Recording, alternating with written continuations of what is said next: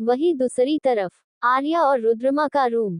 आंखें खुलते ही रुद्रम की नजर आर्या के सोते चेहरे पर गए। वो इस बहुत ही प्यारी लग रही थी। आर्या को इस तरह देखकर रुद्रम की आंखें एकदम से सॉफ्ट हो गए, लेकिन कुछ याद आते ही उसका चेहरा एकदम से कठोर हो गया और उठा और अपने कपड़े लेकर बाथरूम चला गया। रुद्रम के जाते ही आर्या ने भी अपने आंखें खोल दी। इस समय उसकी आंखें नम थी।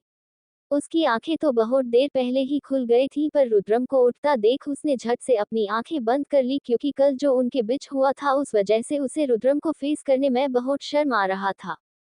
ऐसा नहीं था, ये उन दोनों का पहली बार था, पर कल जो उसने फील किया था आज से पहले उसने कभी भी वैसा फील नहीं किया था। कल से पहले जब भी वो और रुद्रम इंटीमेट हुए थी उसमें सिर्फ और सिर्फ नफरत थी, पर कल सिर्फ और सिर्फ प्यार था। कल रुद्रम उसके साथ कुछ ज्यादा ही जेंटल था, जिस वजह से आर्या को बहुत अच्छा लगा था। आर्या को बच्चन से कभी भी प्यार नहीं मिला था, जिस वजह से वो छोटी छोटी खुशियों से ही खुश हो जाती थी। बस कल रुद्रम उसके साथ अच्छे से पेश आया और वो उन इतने सालों को टॉर्चर को भूल गए। सच में उसका दिल बहुत ही मासूम था। आर्या ने देखा था कि कैसे रुद्रम उसे प्यार से देख रहा है, लेकिन फिर अचानक से उसके भाव बदल गए। उसका चेहरा एकदम कठोर हो गया था। कुछ तो था उसकी नजरों में जिसे महसूस कर आर्या की आंखें अपने आप ही नम हो गई, लेकिन फिर भी उसने कोई रिएक्ट नहीं किया और जब तक रुद्रम चला नहीं गया वो वैसे ही सोने का नाटक करते रही। आर्या ने जल्दी से अपने आपने पोंछे, क्योंकि वो नहीं चाहती थी कि रुद्रम उसे इस तरह देखे। वो अब खुद को और रुद्रम के समाने कमजोर नहीं दिखना चाहती थी। थोड़ी देर बाद बाथरूम का दरवाजा खुला और रुद्रम बाहर आया। आज भी वो हमेशा की तरह हैंडसम लग रहा था। उसके ब्लैक का थ्री पीस बिजनेस सूट पहन रखा था। वही आर्या अभी भी उसी तरह बैठी एकटक रुद्रम को देखते हुए सोच रही थी कि आखिर अभी जो थोड़ी देर पहले उसने महसूस किया था वो क्या था। क्या रुद्रम अभी भी उससे नफरत करता था?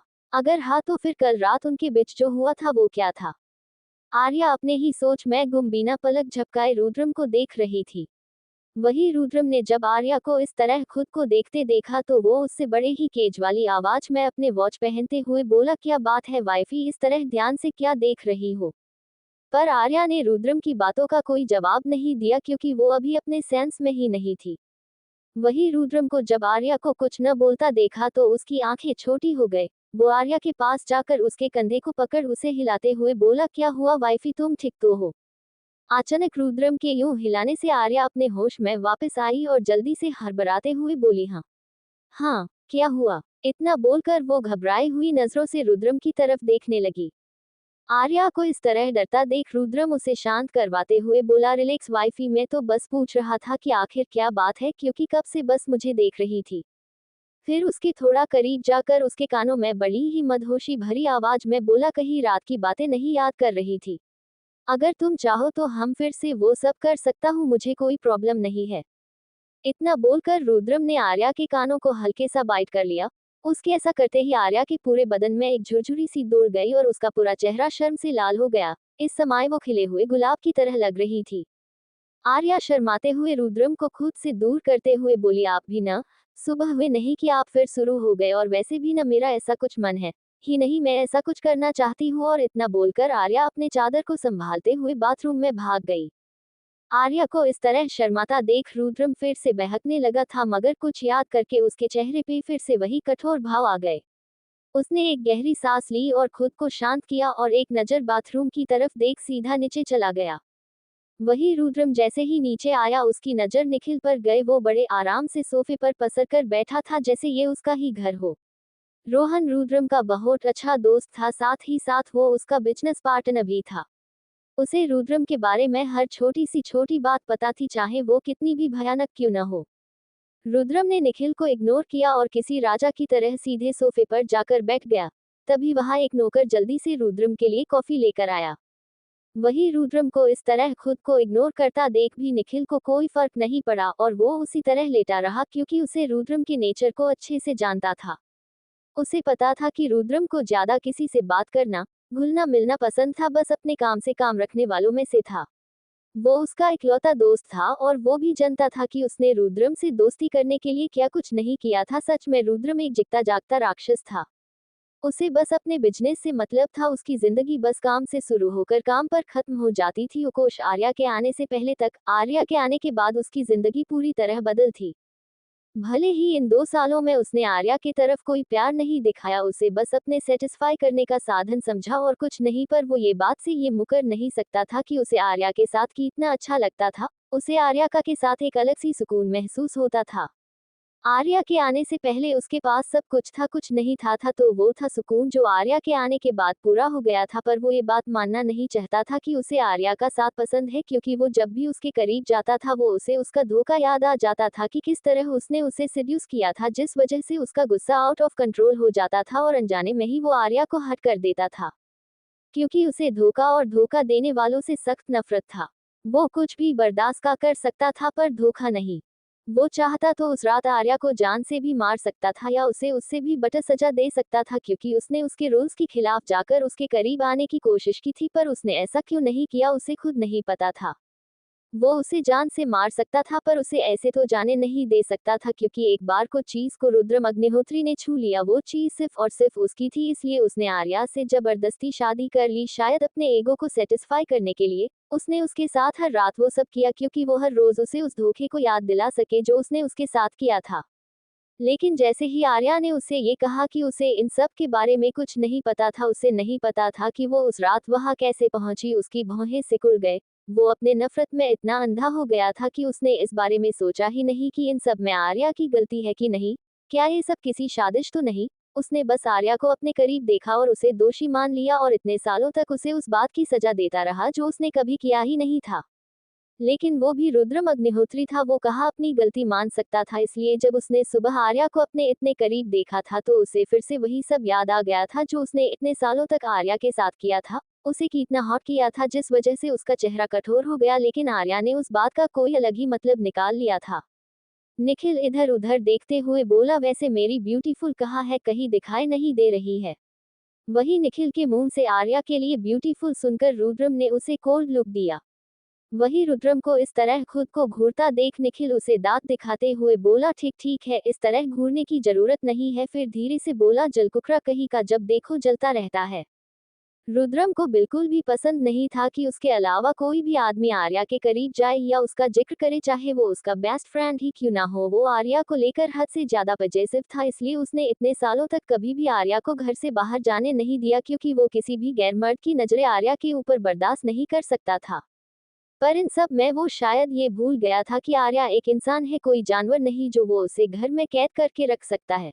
उसका भी दिल करता होगा कुछ करना का, उसके भी कुछ सपने होंगे, पर रुद्रम अपने पजेसिवनेस में इतना अंधा हो चुका था कि उसे आर्या की खुशी दिखाई नहीं दे रही थी।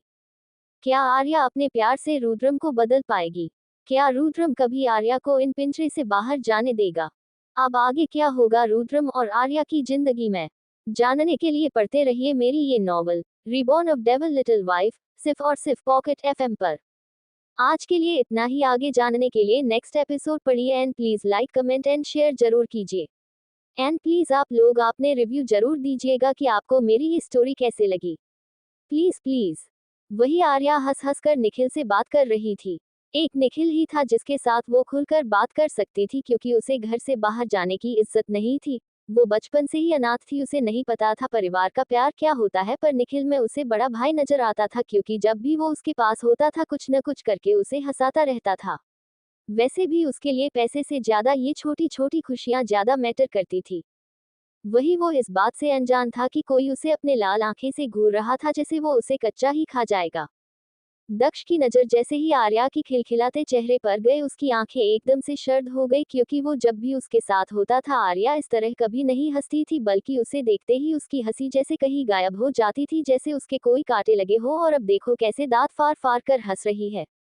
निखिल और आर्या इस तरह एक दूसरे में खोए भी थे कि उन दोनों के अलावा वहां कोई और है ही नहीं। उसकी हिम्मत कैसे हुई उसे इग्नोर करने की, ये सोचकर रुद्रम का गुस्सा बढ़ता जा रहा था।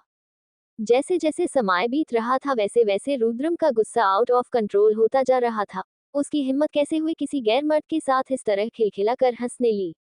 उसने कभी भी आर्या को इस तरह निखिल से बात करते नहीं देखा था, क्योंकि इन 2 सालों में उसने बहुत ही कम निखिल से बात किया था, और जब भी वो बात करती थी वो इस बात का ध्यान जरूर रखती थी उस समय रुद्रम उनके आसपास न हो। क्योंकि उसे रुद्रम से बहुत डर लगता था और वो कुछ भी ऐसा वैसा करके उसे गुस्सा नहीं दिलाना चाहती थी, पर इन कुछ दिनों से रुद्रम उसके साथ कुछ ज्यादा ही अच्छे से पेश आ रहा था, जिस वजह से वो आज खुलकर निखिल से बात कर रही थी बिना किसी डर और झिझक के। वैसे भी अपने भाई से बात करने में कैसे झिझक, पर वो इस बात से अनजान थी कि उसे इस तरह निखिल से बात करता देख कोई जल भून का काला हो चुका था। जब रुद्रम से जब और ये सब बर्दाश्त नहीं हुआ तो उसने झट से आर्या की कमर से पकड़कर अपनी तरफ खींच लिया और उसे वैसे ही गोद में उठाकर ऊपर अपने रूम में गया। वही ये सब इतनी जल्दी हुआ कि निखिल और आर्या दोनों को ही कुछ समझ नहीं आया, और जब तक समझ आया आर्या रुद्रम के साथ वहां से जा चुकी थी। ऊपर रूम में रुद्रम कसकर आर्या के जबड़े में को पकड़ते हुए उसे अपने मुंह के करीब लाते हुए बोला, वाइफी तुम्हें अच्छा से पता है कि कोई इग्नोर करे मुझे बिल्कुल भी पसंद नहीं है, तो तुम्हारी हिम्मत कैसे हुई मुझे इग्नोर करने की। ये बोलकर रुद्रम ने अपने गर्म होठ आर्या के गुलाबी होठों पर रख दिए और उसे बेरहमी से चूमने लगा। वो उसे ऐसे किस कर रहा था जैसे कि वो उसे कच्चा निकल जाएगा। बेचारी आर्या, उसे तो समझ ही नहीं आया हुआ कि अभी अभी क्या हुआ और उसने कब रुद्रम को इग्नोर किया, लेकिन उसके अंदर रुद्रम से ये सब पूछने की हिम्मत नहीं थी। रुद्रम तब तक उसे किस करता रहा जब तक आर्या की सांस लेने में प्रॉब्लम नहीं हो गए। उसके बाद एक स्मूच के साथ उसने उसे छोड़ दिया। रुद्रम ने आर्या की तरफ देखा जो गहरी गहरी सांस ले रही थी और अपनी बढ़ी हुई धड़कनों को कंट्रोल करने की कोशिश कर रही थी। आर्या को इस तरह देखकर रुद्रम ने अपनी मुट्ठी भींच ली, लेकिन तभी उसकी नजर आर्या की क्लीवेज पर गई और उसके तन बदन में जैसे आग लग गई। उसे अपना गला सूखता हुआ महसूस हुआ। भले ही उसने सोच लिया था कि वो आज आर्या के साथ वो सब नहीं करेगा, लेकिन आर्या को इस तरह देखकर वो खुद पर कंट्रोल नहीं कर पा रहा था, और ऊपर से उसके सामने बार बार आर्या का खिलखिलाता चेहरा नजर आ रहा था कि कैसे वो नीचे निखिल के साथ हंस हंस कर बातें कर रही थी, जिस वजह से उसे आर्या पर गुस्सा आ रहा था। भले ही उसे पता था कि निखिल और आर्या दोनों का ऐसा कोई इरादा नहीं था, पर इस समय उसकी पजेसिवनेस ऊपर हावी हो चुकी थी। क्या ये लड़की उसे भड़काने की कोशिश कर रही थी? वही आर्या, उस बेचारी, उसे तो पता ही नहीं था कि उसकी किस बात से रुद्रम को गुस्सा आ गया। उसे तो आज कुछ किया भी नहीं था, वो तो बस निखिल से बात कर रही थी। उसे समझ नहीं आ रहा था कि ये अचानक से रुद्रम को क्या हो गया। वैसे भी वो कुछ दिनों से बहुत बिहेव कर रहा था, कभी तो कितना प्यार से बात करता था और कभी तो गुस्से से। सच में लड़कियों से ज्यादा तो उसके मूड स्विंग्स थे। आर्या अभी ये सब सोच ही रही थी कि तभी उसे अपनी ऊपर किसी की जलती नजरें महसूस हुए। ये महसूस कर उसने जल्दी से रुद्रम की तरफ देखा जो बहुत ही इंटेंसिटी के साथ उसे घूर रहा था। रुद्रम को इस तरह खुद को घूरता देख आर्या ने जल्दी से खुद को कवर कर लिया। रुद्रम को इस तरह देखकर वो बहुत ज्यादा डर गए थी। आर्या को इस तरह खुद को छुपाता देख रुद्रम की आंखें गुस्से से लाल हो गए। उसने घूरकर आर्या की तरफ देखा और फिर रिमोट उठाकर ऐसी बंद करते हुए कसकर आर्या के हाथों को पकड़ते हुए बोला, शायद तुम भूल गए कि मैं कौन हूँ। पति हूँ मैं तुम्हारा पति। तुम चाहो भी तो मुझसे बच नहीं सकती हो, समझी। इसलिए आज के बाद मुझसे छुपाने या मुझसे दूर जाने के बारे में सोचना भी मत, वरना तुम सोच भी नहीं सकती हो कि मैं तुम्हारे साथ क्या हाल करूंगा। वैसे तुम छुपाने की क्या कोशिश कर रही हो? तुम्हारे शरीर का एक ऐसा कौन नहीं है जो मैंने नहीं देखा हो। ये बोलकर रुद्रम ने एक झटके के साथ ब्लैंकेट खींचकर आर्या से अलग कर दिया और अपने होठ आर्या के मुलायम और कोमल होठों पर रख दिए और उसे सिद्धार्थ के साथ चूमने लगा। आर्या ने भी कोई रिएक्ट नहीं किया और न रुद्रम को खुद से दूर करने की कोशिश की। भले ही वो डरी हुई थी कहीं पहले की तरह तो रुद्रम उसके साथ वैसे नहीं करेगा, उसके साथ जानवरों की तरह पेश तो नहीं आया, लेकिन फिर भी उसके अंदर इतनी हिम्मत नहीं थी कि वो रुद्रम को रोक सके या उसे मना कर सके। वो ये बात अच्छे से जानती थी, रुद्रम का उसे रोकना बिल्कुल भी पसंद नहीं था। अगर उसने कोशिश की तो वो गुस्से से पगला हो जाएगा और फिर पता नहीं वो उसके साथ क्या करे। आर्या ने कस और अपनी आंखें बंद कर ली और रुद्रम जो करना चाहता था उसे करने दिया। लेकिन थोड़ी देर बाद उसे महसूस हुआ कि कल रात की तरह ही रुद्रम आज भी कुछ ज्यादा ही जेंटल था। भले ही उसे अभी भी दर्द हो रहा था, पर वो उस दर्द के समाने कुछ भी नहीं था।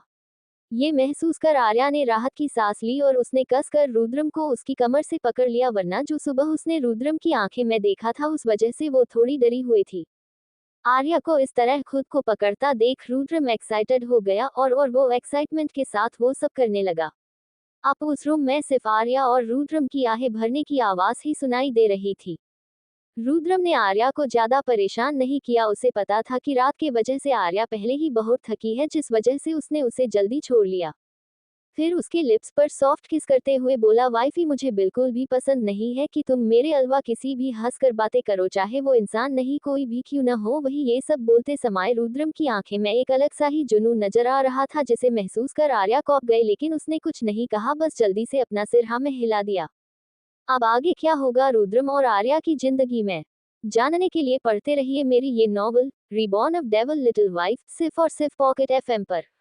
आज के लिए इतना ही, आगे जानने के लिए नेक्स्ट एपिसोड पढ़िए and please like comment and share जरूर कीजिए।